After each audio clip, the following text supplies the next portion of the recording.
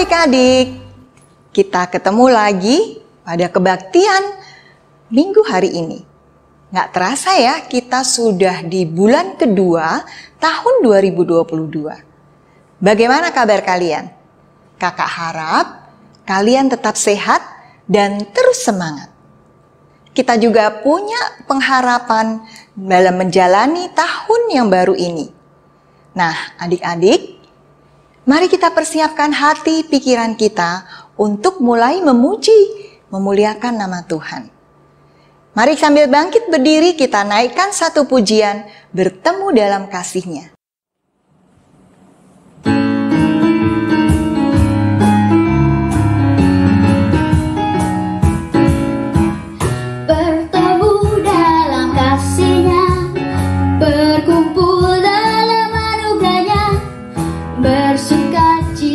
Semua di dalam rumah Tuhan.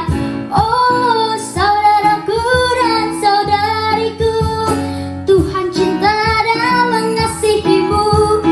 Mari bersuka cita semua di dalam rumah Tuhan.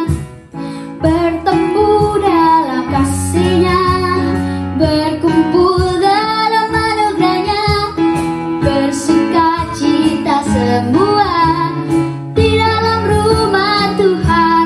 Oh saudaraku dan saudariku, Tuhan cinta dan mengasihimu. Mari bersuka cita semua di dalam rumah Tuhan, di dalam rumah Tuhan, di dalam rumah Tuhan. Nah adik-adik, sebelum kita melanjutkan kebaktian pagi hari ini, mari kita bersatu dalam doa. Mari kita berdoa.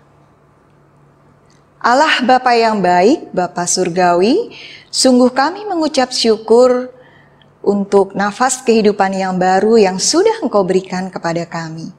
Meskipun kami masih kebaktian dari rumah kami masing-masing, tetapi Tuhan, kami percaya bahwa penyertaan-Mu itu sungguh nyata di dalam hidup kami. Bapa, persiapkan hati dan pikiran kami untuk mengikuti kebaktian pagi hari ini, biar kami boleh merasakan perjumpaan dengan Tuhan. Terima kasih Bapa, kami naikkan doa ini hanya di dalam nama Tuhan Yesus, Juru Selamat kami yang hidup. Amin. Adik-adik, dalam menjalani kehidupan kita sehari-hari, tentu banyak hal yang kita lalui. Kadang suka, duka, baik, tidak baik, atau mungkin kita seringkali melakukan hal-hal yang tidak berkenan kepada Tuhan. Terkadang kita lalai menuruti firman-Nya, bertutur kata, berperilaku, bahkan berpikir hal yang tidak baik. Namun kita bersyukur ada Roh Kudus yang terus menolong kita dan menuntun kita dalam menjalani hidup sehari-hari. Nah adik-adik, marilah kita selalu ingat untuk menjaga kekudusan tubuh kita agar kita menjadi layak di hadapan Tuhan. Mari kita naikkan satu pujian agar kita selalu ingat untuk menjaga kekudusan diri kita.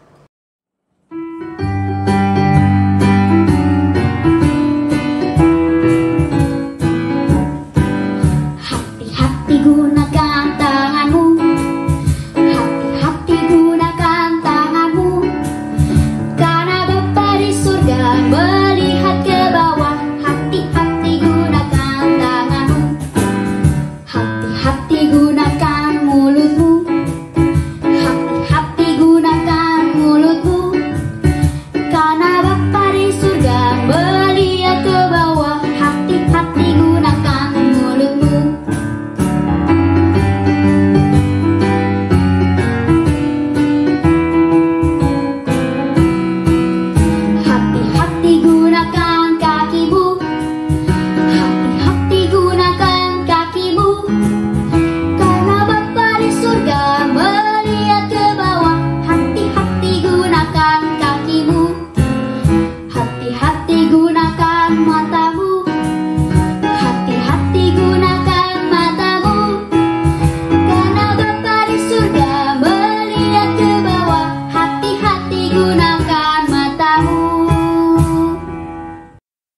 Adik-adik, minggu lalu kita sudah belajar bahwa kita semua telah menerima pembenaran melalui Tuhan Yesus.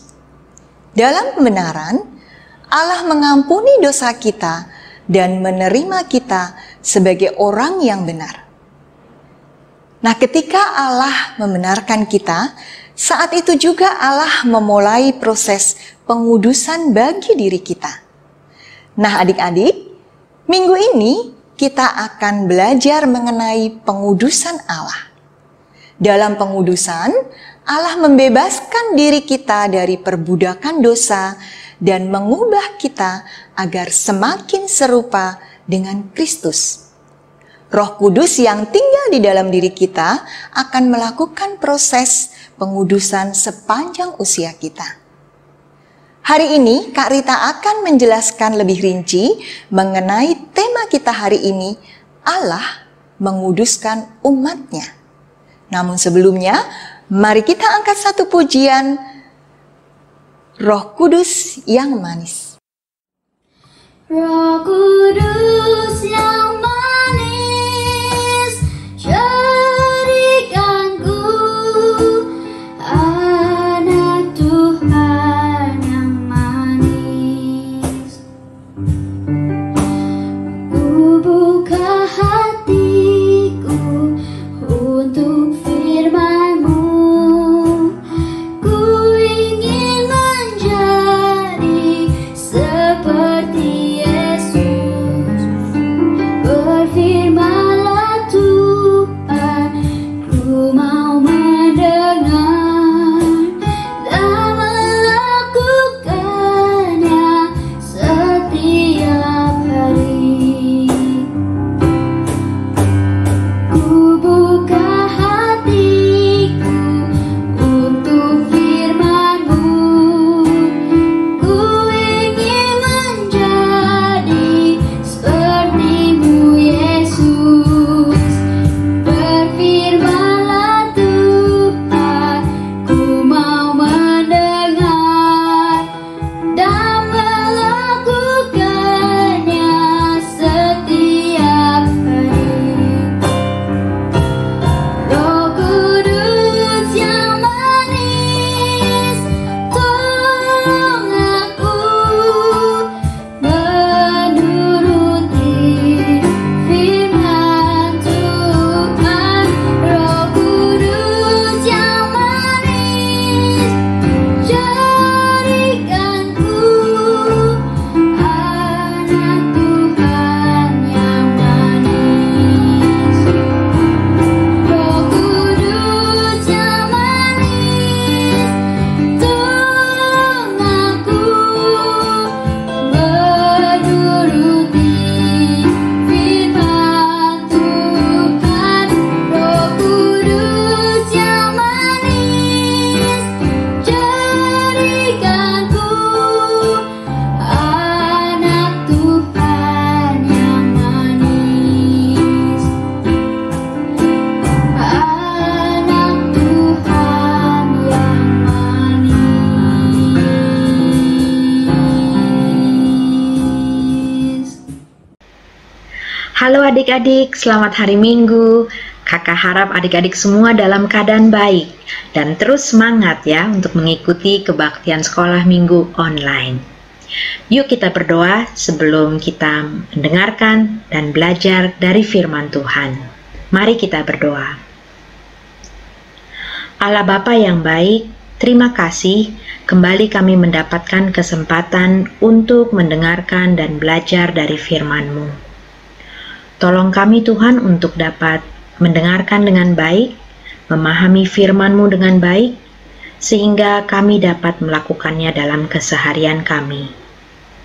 Tolong hamba juga yang akan menyampaikan firman-Mu, biarlah kehendak dan kebenaran Tuhan saja yang boleh dinyatakan. Di dalam nama Tuhan Yesus, firman kehidupan, kami berdoa. Amin. Adik-adik, sudah 2 minggu ini kita belajar dari kitab Roma atau surat Paulus kepada jemaat di Roma. 2 minggu lalu kita belajar tentang dosa. bagaimana Allah murka terhadap dosa. Minggu lalu kita belajar tentang pembenaran. Bagi Allah yang adil, dosa harus dihukum. Tapi Allah juga Maha Kasih.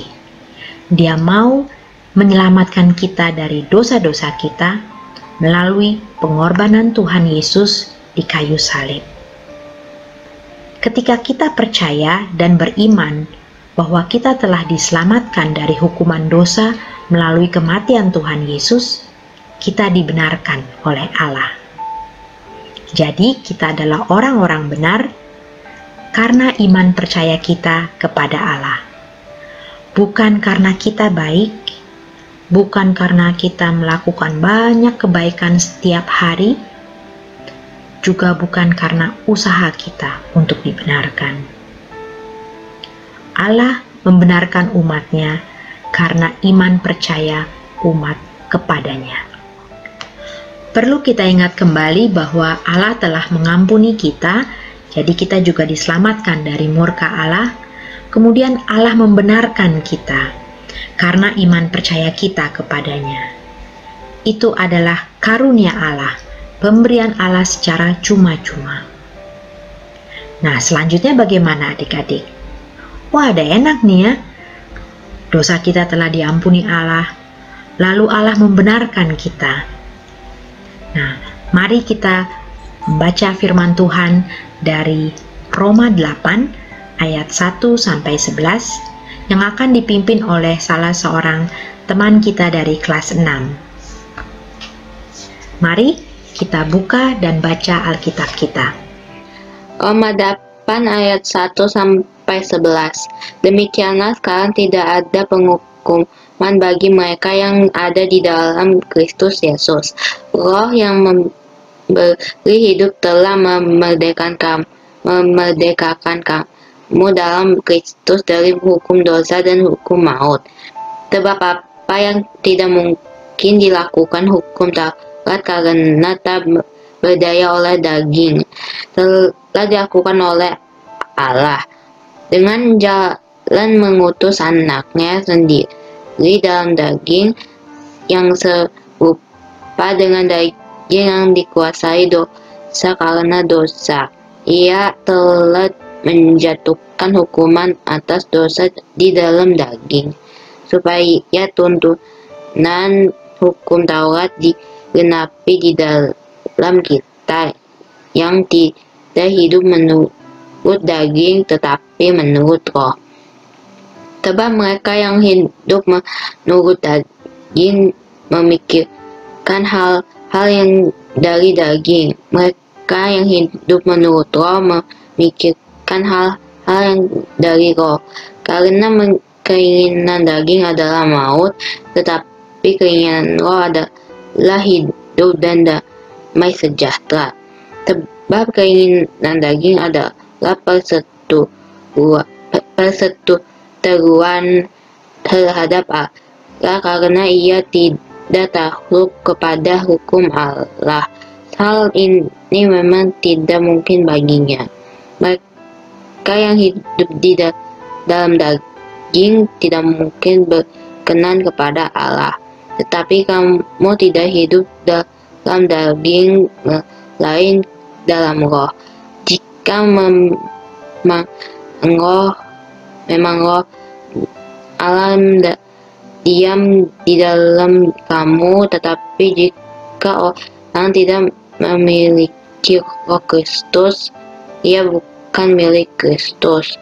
Tetapi jika Kristus ada di dalam kamu, maka tubuh memang mati karena dosa, tetapi roh adalah hidupan oleh karena kebenaran. Dan jika roh Dia yang telah membangkitkan Yesus dari antara orang mati diam di dalam kamu, maka Ia yang telah membangkitkan Kristus Yesus dari antara orang mati akan menghidupkan juga tubuhmu yang fana itu oleh rohnya yang diam di dalam kamu. Bacaan tadi menyatakan bahwa dalam hidup kita sebagai orang percaya, ada roh yang memerdekakan kita dari hukuman dosa dan maut. Ketika Allah mengampuni kita dan menerima kita sebagai orang benar, Roh Kudus datang untuk tinggal di dalam kita. Adik-adik masih ingat siapa Roh Kudus?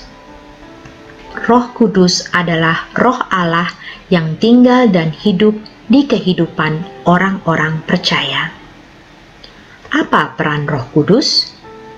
Banyak ya. Dia mengajar kita untuk mengasihi Allah dan sesama kita. Dia juga menolong, menasehati, menghibur, memimpin, memberi petunjuk, dan masih banyak lagi. Termasuk Roh Kudus mengubah kita untuk menjadikan kita benar. Yaitu maksudnya benar dalam sifat kita, benar dalam sikap kita, melakukan yang benar dalam keseharian kita, juga berkata apa yang benar. Perubahan kita menjadi orang benar ini tidak bisa terjadi langsung atau sekaligus ya adik-adik. Hari demi hari Roh Kudus bekerja dalam diri kita, membuat kita semakin serupa Kristus dalam pikiran kita, perkataan kita, dan perbuatan kita. Nah, inilah yang dinamakan pengudusan. Jadi, pengudusan adalah karya atau pekerjaan Roh Allah, Roh Kudus yang ada di dalam diri kita, supaya kita semakin serupa, bukan menjadi tapi serupa Kristus. Roh Kudus menguduskan kita dengan mengubah atau memurnikan kita, sehingga kita akan semakin seperti yang dikehendaki Allah.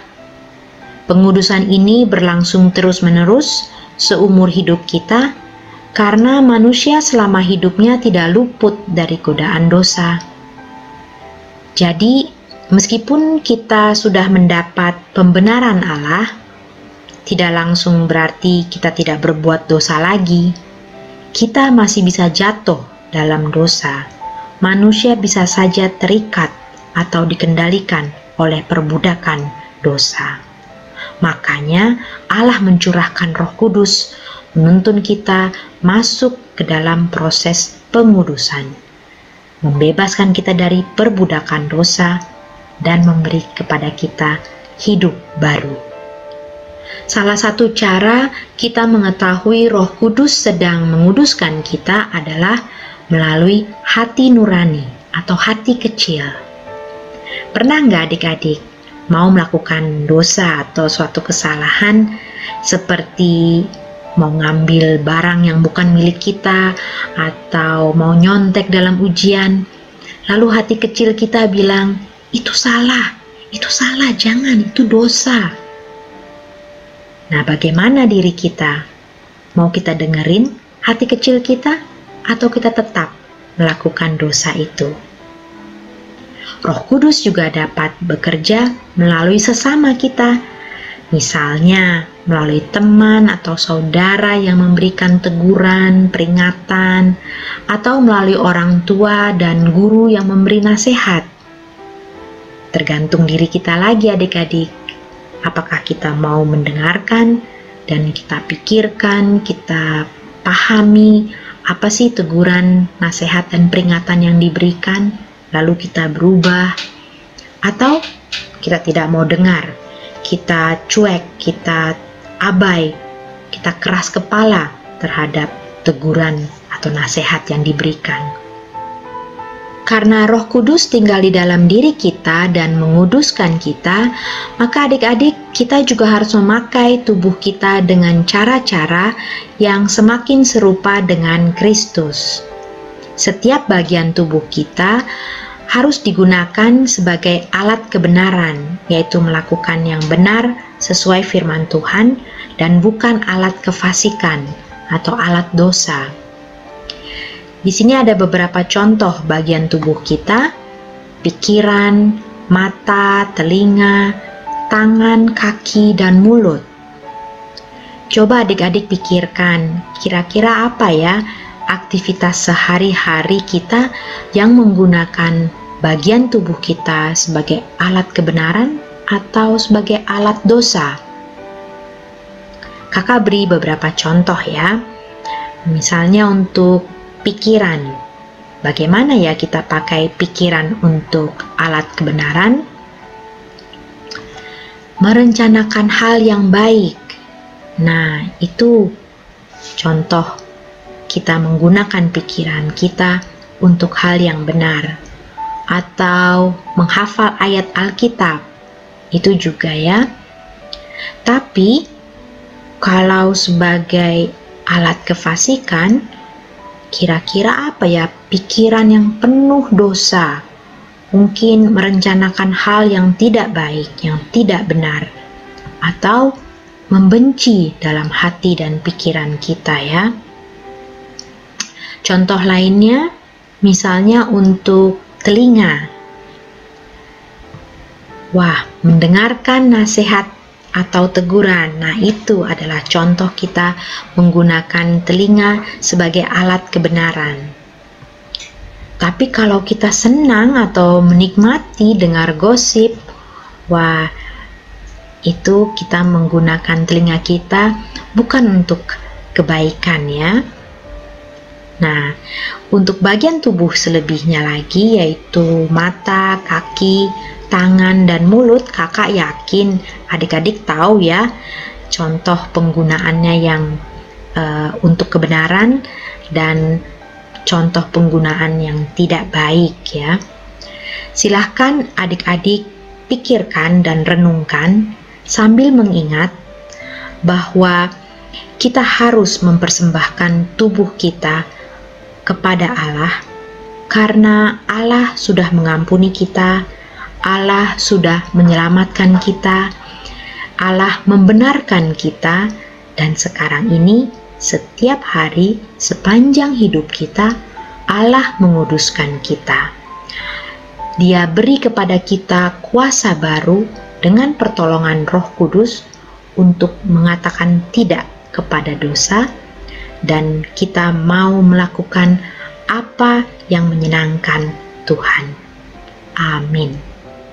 Adik-adik, jika ada pertanyaan, silakan manfaatkan WhatsApp grup kelas atau ikut sesi Zumba kelas dan bertanya dengan kakak-kakak sekolah minggu. Sekarang, mari kita berdoa. Allah Bapa yang Maha Kudus, terima kasih untuk kasih karunia-Mu melalui Yesus Kristus untuk menyelamatkan kami dari hukuman dan kuasa dosa. Ampuni dosa-dosa kami ya Tuhan yang masih terus kami lakukan. Tolonglah kami ya Bapa melalui Roh Kudus untuk dapat berubah dari kebiasaan lama kami yang buruk menjadi baru dan benar, dan terus mau diingatkan dan belajar untuk hidup menyenangkan hati Tuhan. Terima kasih Tuhan, di dalam nama Yesus. Amin. Adik-adik, mari kita naikkan doa syafaat kita hari ini. Teman-teman, mari kita berdoa. Terima kasih Tuhan Yesus karena kami dapat mengikuti sekolah minggu hari ini dengan baik. Tuhan berkatilah agar kami dapat selalu mengikuti sekolah minggu dengan sungguh-sungguh. Tuhan, saat ini kami ingin berdoa untuk sekolah kami. Sekarang kami sudah memasuki semester 2. Berkatilah agar kami tetap semangat dalam belajar walaupun kami masih belajar secara online. Tuhan, berkatilah juga bangsa dan negara kami agar dapat selalu hidup aman dan damai. Tuhan, berkatilah juga agar kami dapat melakukan protokol kesehatan agar kami dapat sehat selalu. Tuhan Yesus, mungkin ada teman atau orang-orang yang sedang sakit, sembuhkan dan pulihkanlah mereka agar mereka dapat sehat kembali. Di dalam nama Tuhan Yesus, kami berdoa dan mengucap syukur. Amin. Sebagai ungkapan syukur atas kasih Tuhan, mari kita memberikan sebagian berkat yang sudah Tuhan berikan. Dasar persembahan kita hari ini adalah diambil dari 2 Korintus 8 ayatnya yang ke-12. Sebab jika kamu rela untuk memberi, maka pemberianmu akan diterima. Kalau pemberianmu itu berdasarkan apa yang ada padamu, bukan berdasarkan apa yang tidak ada padamu. Nah adik-adik, kalian bisa memasukkan persembahan ke dalam amplop untuk dibawa ke gereja, atau bisa juga melakukan transfer ke rekening berikut. Dan bisa juga dengan scan barcode berikut. Mari kita iringi pengumpulan persembahan kita dengan menaikkan satu pujian dari Kidung Jemaat 287, Sekarang Bersyukur, bait 1 dan 3.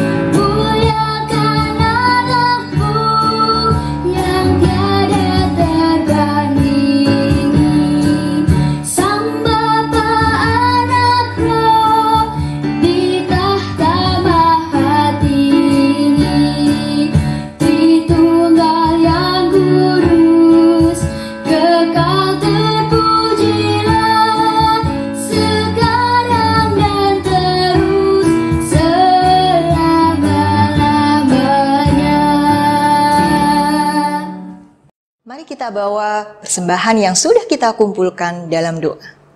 Mari kita berdoa. Ya Tuhan, inilah sebagian berkat yang sudah kami kumpulkan. Terima kasih untuk tangan-tangan yang sudah mengumpulkan persembahan ini. Biarlah persembahan ini boleh bermanfaat ya Tuhan untuk kemuliaan dan kebesaran kerajaan-Mu di dunia ini. Engkau memberkati setiap orang-orang yang dipercaya untuk mengelolanya. Terima kasih Bapa, di dalam nama Tuhan Yesus kami berdoa dan mengucap syukur. Amin. Kita sudah berada di penghujung kebaktian kita. Seperti yang sudah dituturkan oleh Kak Rita, hari ini kita sudah belajar mengenai yang pertama, bahwa pengudusan adalah karya dari Roh Kudus.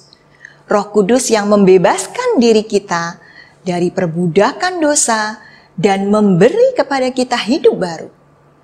Roh Kudus juga menolong kita untuk hidup semakin serupa dengan Kristus. Yang kedua, kita tentu sering bergumul dalam dosa. Namun, ingatlah adik-adik, kita harus melawannya. Yakinlah bahwa Allah tidak akan meninggalkan kita. Karena tidak ada satupun yang dapat memisahkan kasih Allah dari kita. Jadi adik-adik, teruslah bertekun dan hidup seturut dengan firman Tuhan. Mari adik-adik sambil bangkit berdiri kita naikkan satu pujian dari NKB 196, Ku Beroleh Berkat.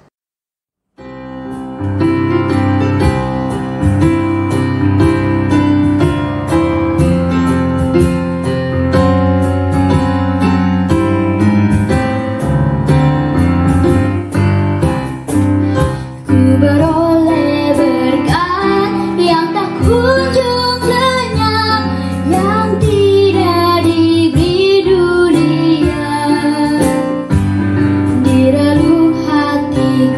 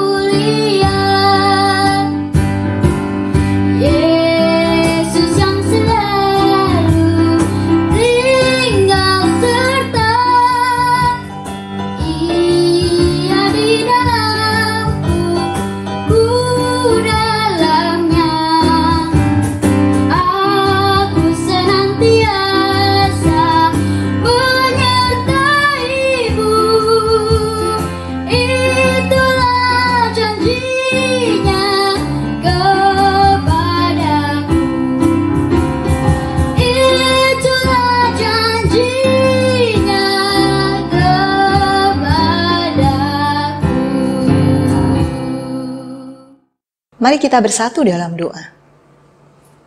Tuhan Yesus, kami sudah menyelesaikan kebaktian pagi hari ini. Sungguh kami berterima kasih untuk firman yang sudah Engkau berikan kepada kami.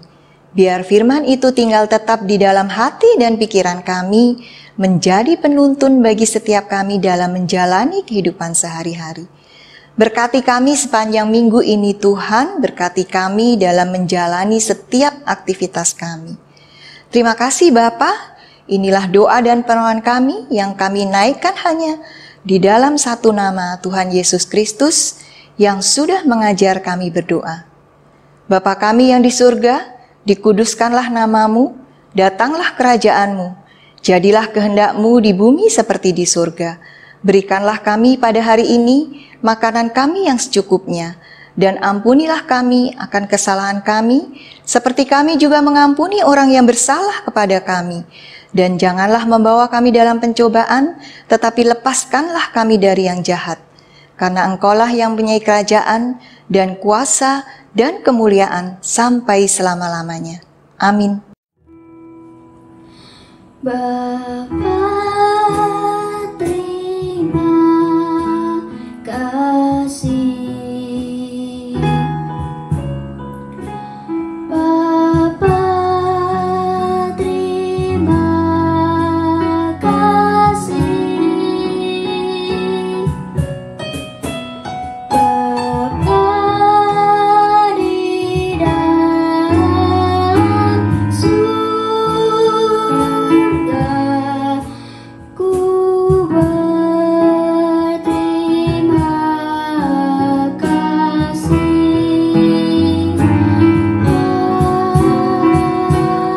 Amin. Selamat hari Minggu adik-adik, Tuhan Yesus memberkati. Sampai ketemu pada kebaktian minggu depan. Shalom.